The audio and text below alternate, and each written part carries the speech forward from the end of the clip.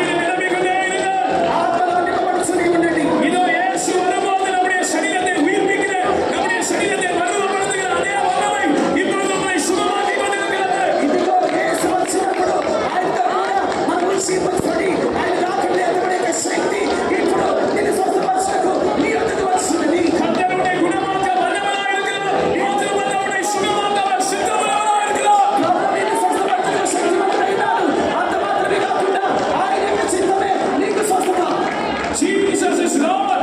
యేసే ప్రభు. Jesus is the Lord, your healer. యేసే దేవుడు, ఆయన యొక్క స్వస్థపరచు దేవుడు. Jesus has all power and authority in heaven and in earth to heal you. ఆకాశం మీదను ఆకాశం కిందను భూమి మీదను సమస్త అధికారములు స్వస్థపరచు అధికారములు యేసే ఇస్తున్నాడు. Jesus is the Lord of resurrection and eternal life. యేసే పునరుత్థానమును జీవనయ్యున్నాడు. If the spirit of him that raised up Jesus from the dead dwell in you, he that raised up Christ from the dead will quicken your mortal bodies by his spirit that dwells in you. మృతుల్లో నుండి యేసు యొక్క దేవుని ఆత్మ నీలో నివసించును ఎడల మృతుల్లో ఉన్నటువంటి నిన్ను కూడా ఆ యొక్క ఆత్మ ఉజ్జీవింపచేసి లేపుచున్నది. All believers are requested not to be spectators but close your eyes and get filled in the spirit. అందరూ విశ్వాసులు ఇక్కడ అక్కడ చూడకుండా మీకు కన్నులు మూసుకొనండి, పరిశుద్ధాత్మ చేత నింపబడండి. యేసుவின் நாமத்தினால் நீங்கள் சுகமாக்கப்படுகிறீர்கள். యేసు నామములో మీరు స్వస్థపరచుచున్నారు. యేசுவின் தழும்புகளால் நீங்கள் குணமானீர்கள். యేసు యొక్క గాయముల చేత మీరు స్వస్థపరచబడినారు. இயேசுவின் மரணத்தினாலும் உயிர்த்தெழுதலினாலும் அவர் செய்து முடித்த கிரியையினால் நீ சுகமாகிறாய். యేసు యొక్క మరణం ద్వారా, జీవము ద్వారా, పునరుత్థానం ద్వారా, ఆయన చేసి ముగించినటువంటి సమస్త క్రియల ద్వారా మీరు స్వస్థతను పొందగలిగినారు.